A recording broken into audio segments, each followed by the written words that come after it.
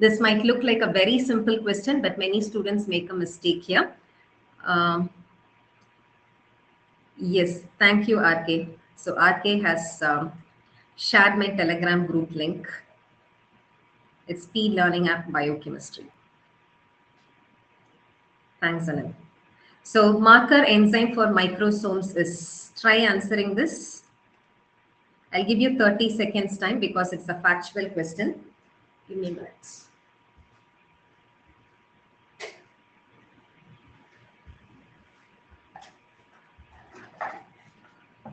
All of you, please participate in this poll. Good, Mohammed.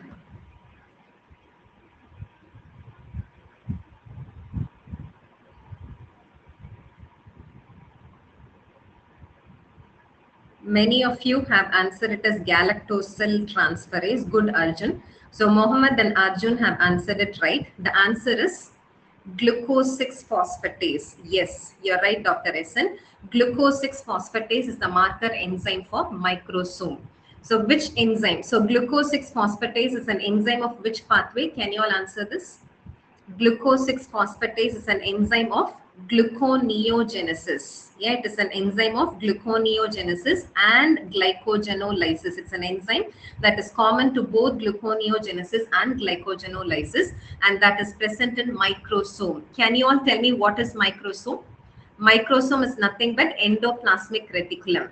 So whenever you homogenize a tissue, endoplasmic reticulum will be broken down to give rise to microsome. So microsomal enzyme marker is glucose 6-phosphatase, which is an enzyme that is common to both glycogenolysis and gluconeogenesis. And many of you had answered it as galactosyl transferase, G for G. Galactosyl transferase is an enzyme marker for Golgi complex. So do you all know that Golgi complex is related to synthesizing glycoproteins? Yeah, it is related to synthesizing glycoproteins. So G for G, glycoproteins, wherein it has got galactosyl transferase. Cathepsin, some of you had answered it as cathepsin. Cathepsin is an enzyme marker for lysosomes. Yeah, it's an enzyme marker for lysosomes. Lactate dehydrogenase is an enzyme of which pathway, all of you? Some of you had answered it as lactate dehydrogenase also, but can you all tell me lactate dehydrogenase is an enzyme of which pathway? It's an enzyme of anaerobic glycolysis. And don't you know that anaerobic glycolysis or aerobic glycolysis both happen in cytoplasm, right? So lactate dehydrogenase is an enzyme marker for what? It's an enzyme marker for cytoplasm. So whenever you see such a question, do not immediately jump to an answer. Try to understand which pathway the enzyme belongs to. Where does this pathway happen? Does this happen in cytoplasm or mitochondria? That way you'll be able to narrow it down to the right answer. Okay. But now we are going to fill up this tabular column and understand about the marker for all these suborganelles. So starting from nucleus, all of you tell me what do you think will be the microsome is endoplasmic reticulum, RK. You're right. Perfectly right. Yeah. So nucleus, what is the enzyme marker? Yes, DNA polymerase or RNA polymerase. Because you know both replication and transcription happen in nucleus. Nucleus enzyme marker will be DNA polymerase and RNA polymerase. It's easy, right? Endoplasmic reticulum, histone deacetylase is not that easy to pick up. Yeah, in the laboratory. So we either use DNA polymerase or RNA polymerase. So all of you give the right answer now, please. Endoplasmic reticulum or microsome. Yeah, the enzyme marker is glucose 6-phosphatase. So from this, you have to derive another factor. Yeah, the other fact that you have to learn from this is gluconeogenesis happens in which suborganelle? The first enzyme of gluconeogenesis. Which is the first enzyme of gluconeogenesis? It is pyruvate carboxylase. Yeah, the first enzyme of gluconeogenesis is pyruvate carboxylase, and that is present in mitochondria. The remaining steps of gluconeogenesis happen in cytoplasm. And what is the last enzyme of gluconeogenesis? The last enzyme of gluconeogenesis is glucose 6-phosphatase, and that is present in endoplasmic reticulum. So gluconeogenesis happens in mitochondria, cytoplasm, as well as endoplasmic reticulum. Do you understand this? Gluconeogenesis happens in mitochondria, cytoplasm, as well as endoplasmic reticulum.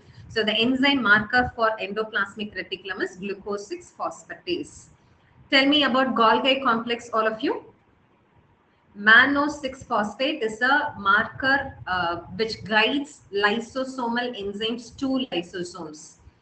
Do you understand this? Mannose 6-phosphate is just a label. It is not an enzyme. Do you understand that, Anil? Mannose 6-phosphate is a label which guides lysosomal enzymes to lysosome. It's not an enzyme. The question is marker enzyme. So Golgi complex, which is it? Golgi complex is galactosyl transferase. Now mitochondrial outer membrane. So mitochondrial outer membrane is monoamino oxidase. Yeah, it sounds similar, right? Yeah, MOM. What is the enzyme marker for mitochondrial outer membrane? It is monoamino oxidase.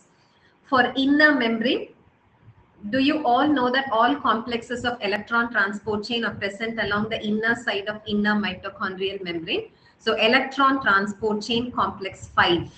Yeah, electron transport chain complex 5, which is ATP synthase. That is the enzyme marker for inner membrane of mitochondria. For lysosomes, all of you answer? Yes, lysosome, it is cathepsins. For cytoplasm, it has to be a glycolytic enzyme. Which is the glycolytic enzyme? It is lactate dehydrogenase. Okay, peroxisome.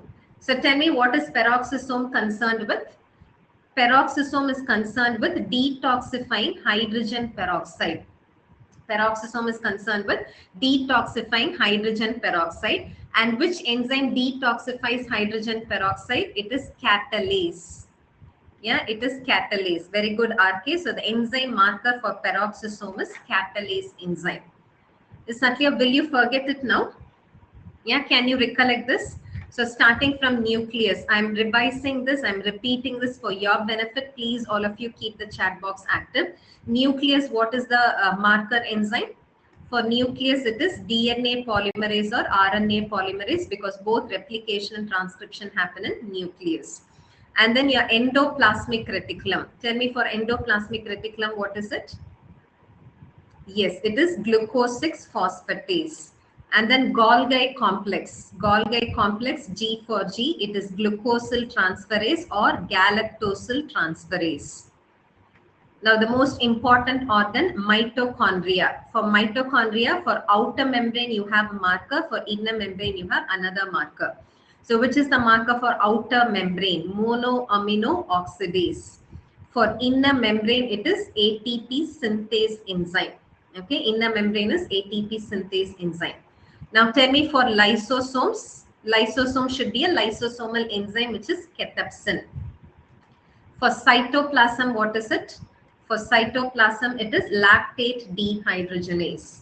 And then peroxisome, the most frequently asked MCQ as far as peroxisome is concerned is, what is peroxisome concerned with? Peroxisome is concerned with beta oxidation of very long chain fatty acids. Do you understand this? Peroxisome is concerned with beta oxidation of very long chain fatty acids. And when they oxidize these very long chain fatty acids, they give rise to hydrogen peroxide. And to detoxify that hydrogen peroxide, they are equipped with catalase enzyme, is Zellweger syndrome. Refson's disease is a defect of branch chain amidment, branch chain fatty acid oxidation. Okay, it is a Refson's disease is a defect of alpha oxidation of branch chain fatty acid. Zellweger syndrome is a peroxisomal biogenesis disorder. Do you understand this? So that's about enzyme markers. So what is the right answer? The marker enzyme for microsomes, your answer should be glucose 6-phosphatase. The group present in tryptophan is, what is the group that is present in tryptophan? So this is also often asked. They ask you which group is present in which amino acid. So if they give you histidine or tyrosine or benzene. So here they have asked you about tryptophan. Good, Samya. Good, Dr. Doom. Alia, Anil, Pratish, Mohammed, Abhi. So initial few questions will be one-liners, and then there are few case-based MCQs also. Okay, because in an attempt to learn everything conceptually, you should not be forgetting all facts, right? That's why I thought I will discuss few facts.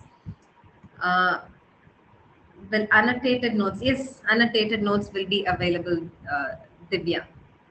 What is your query, Dr. Dul? I didn't see your query. The group that is present in tryptophan is indole ring. Yeah, it is indole ring. So can we learn about the groups which are present in all the amino acids?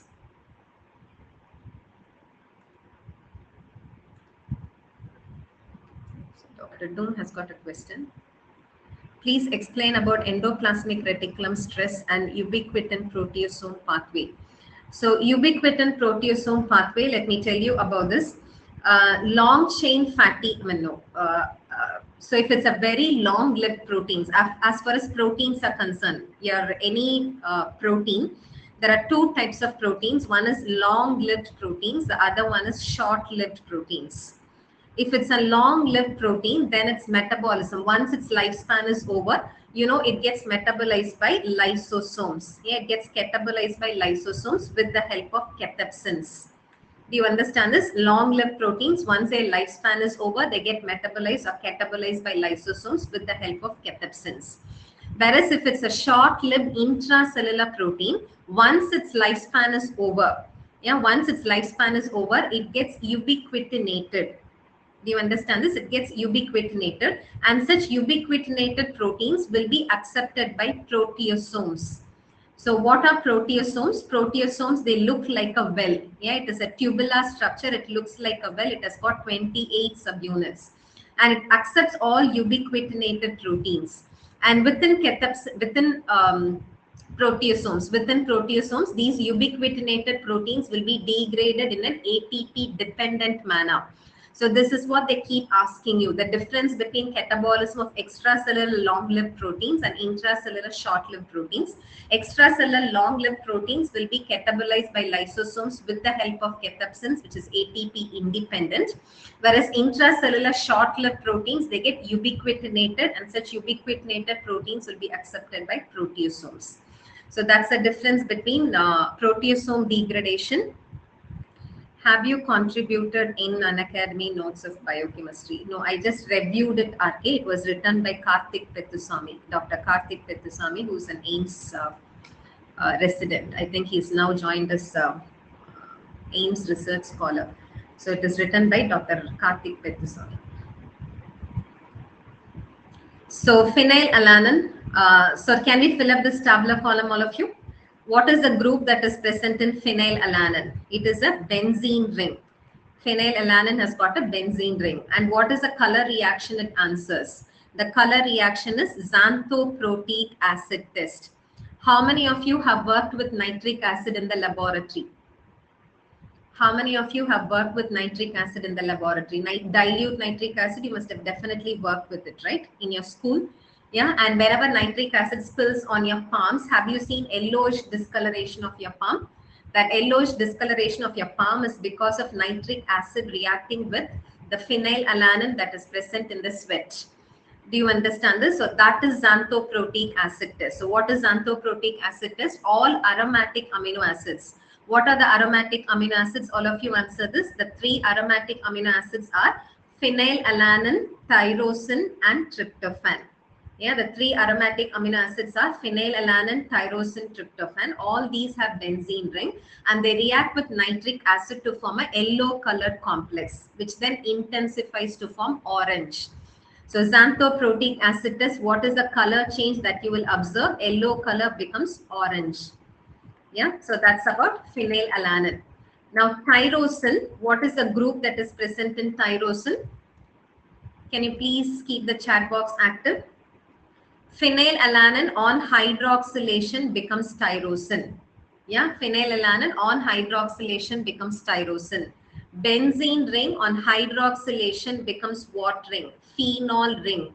So what is the ring that is present in tyrosine? Tyrosine has got a phenol ring.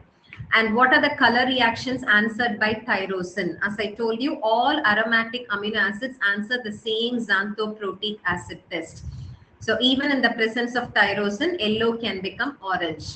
But apart from that, tyrosine answers Millen's test. Yeah, tyrosine answers Millen's test, and in Millen's test, you see a red color complex that is formed. Okay, so phenol test or tyrosine answers Millen's test, where you see a red color complex. Now for tryptophan, have a mnemonic for tryptophan. It is TIA. Yeah, the mnemonic for tryptophan is TIA. Have you all heard of transient ischemic attack? Yeah, transient ischemic attack, that can be used as a mnemonic here. So tryptophan has got an indole ring. Yeah, it has got an indole ring. Very good, Dr. Essen. And it answers aldehyde test. You understand this? It answers aldehyde test. And what is the color that you get here? Purple colored complex. Aldehyde test gives purple colored complex. For histidine, the mnemonic that you can have is HIP.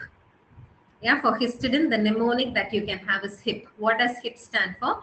Histidine has got an imidazole ring. Histidine has got an imidazole ring, and it answers Pauli's test. Yeah, it answers Pauli's test, when you see a cherry red color complex. Okay, you see a cherry red color complex, that's about histidine. So histidine has got an imidazole ring, and it answers Pauli's test. It has got a cherry red color complex. Now about arginine. For arginine, it is AGS. Yeah, for arginine, it is AGS. So arginine has got guanidinium group. Arginine has got a guanidinium group, and it answers Sakaguchi test. Okay, it answers Sakaguchi test, and it also gives red colored complex. Arginine, guanidinium group, Sakaguchi test. And then proline. What is the group that is present in proline? Do you all know that proline is an amino acid? All of you, do you know that proline is an amino acid, not an amino acid?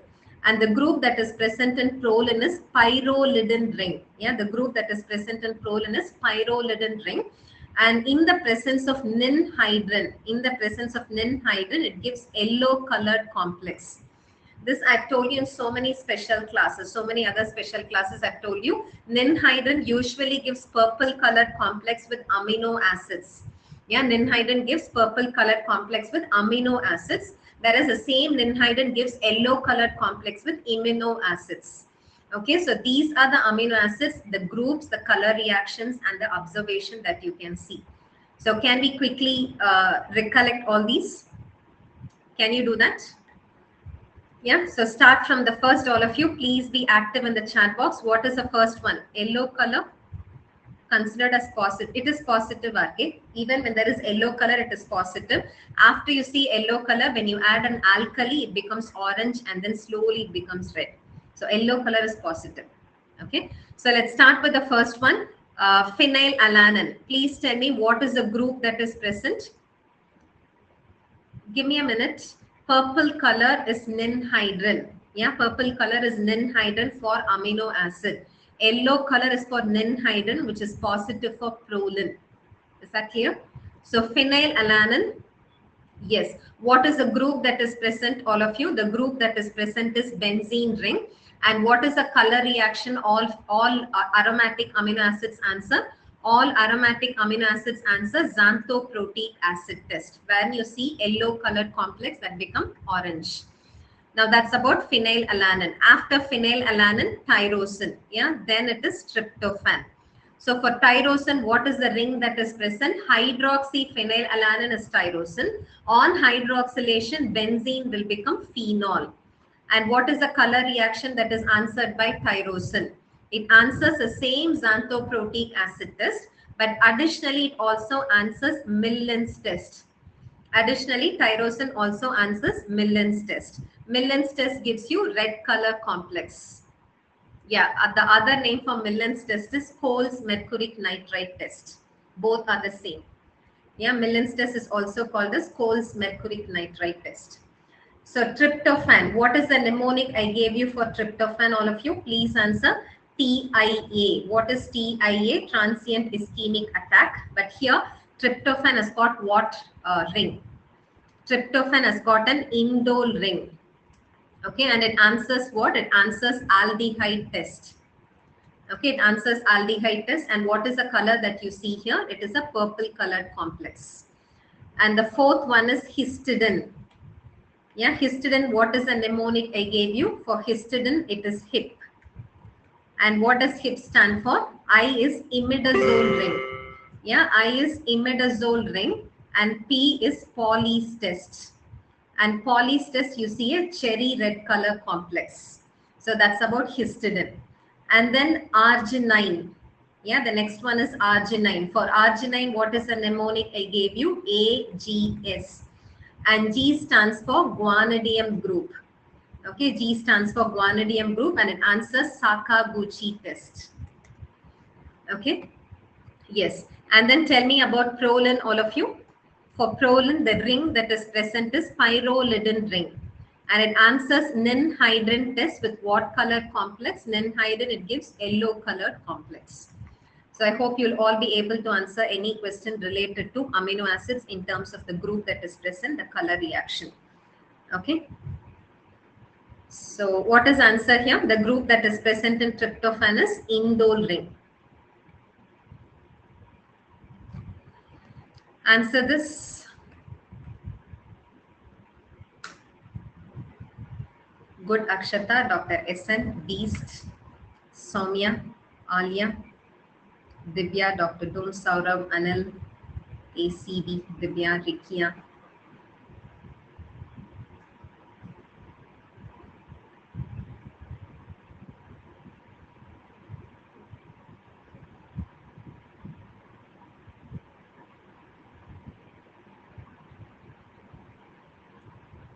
Yeah.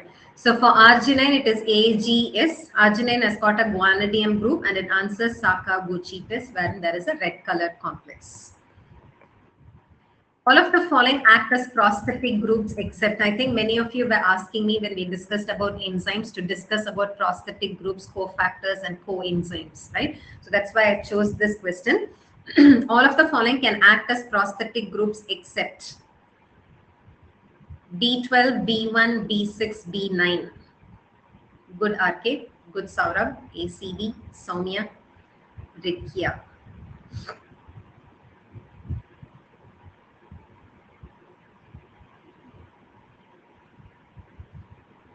Many of you have answered it as B12.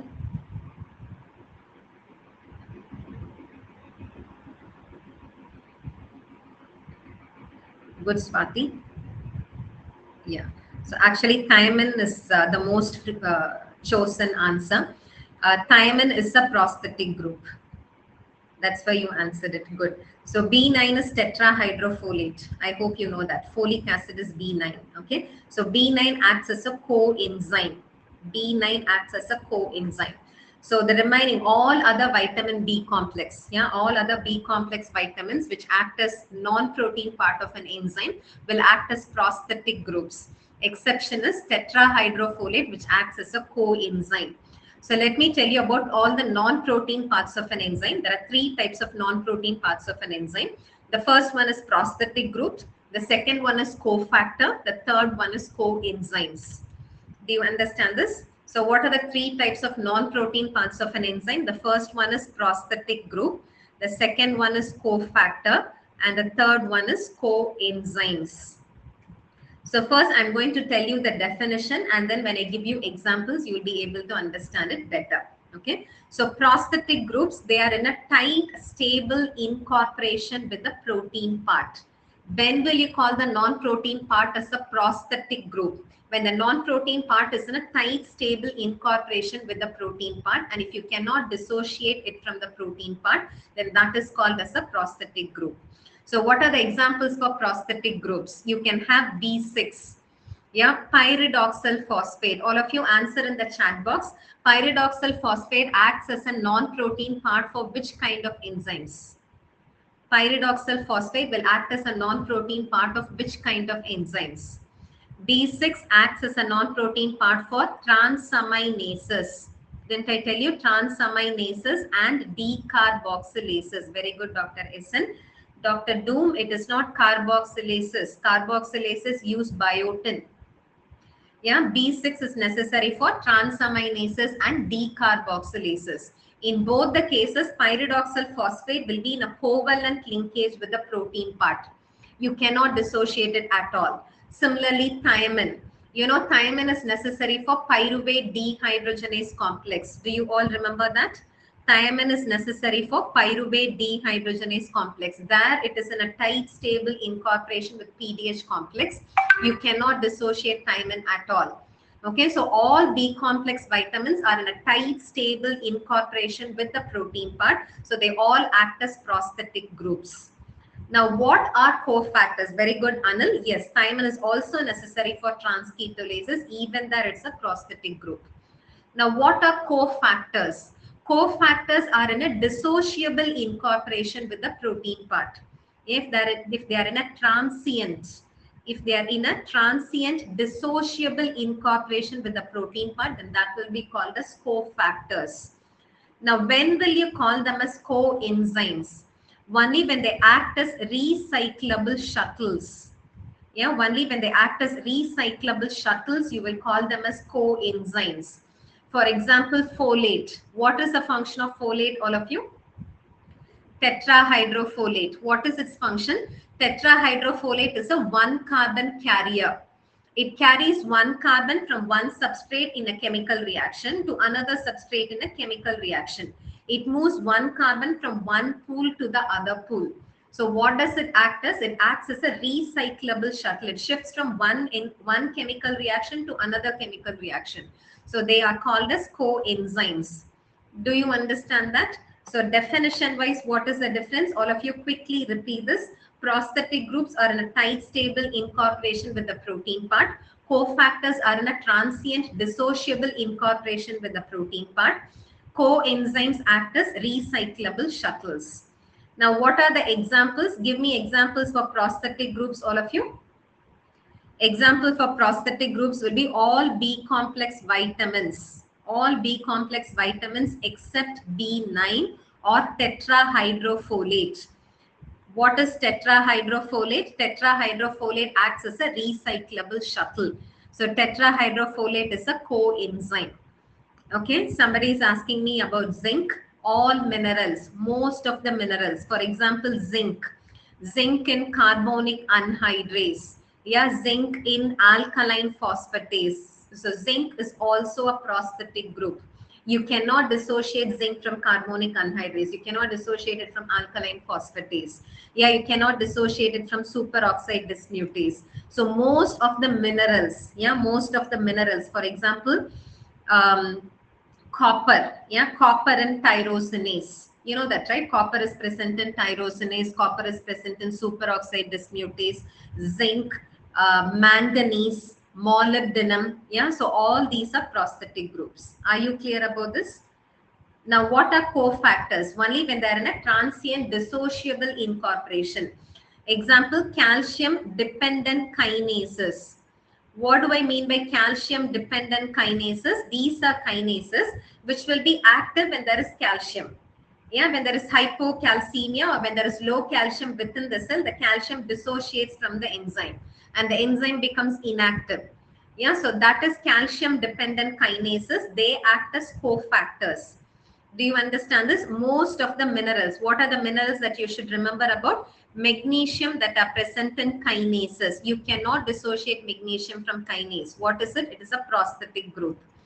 Okay. Molybdenum in xanthine oxidase. Molybdenum in xanthine oxidase. That is also a prosthetic group. Yeah. And then your zinc. Zinc in carbonic anhydrase. Zinc in alkaline phosphatase. Zinc in superoxide dismutase. All these are prosthetic groups. Copper in tyrosinase and superoxide dismutase. That is also a prosthetic group. So there are very few examples for cofactors. Which is an example for cofactor? Calcium dependent kinases. Okay, because when there is calcium, it goes and binds to kinase, it makes it active. When there is no calcium, it dissociates. So calcium dependent kinases, calcium will act as a cofactor. Now coenzymes, wherein they act as recyclable shuttles. For example, you can remember the mnemonic MAO. Yeah, MAO. So what does MAO stand for? Methyl groups. Methyl groups are transferred by tetrahydrofolate. That is an example for coenzyme. Acyl group. Acyl group is transferred by CoA. Now do you understand why it is called as coenzyme A? CoA is called as coenzyme A because it acts as a recyclable shuttle. It is a coenzyme. Okay, and then oligosaccharides.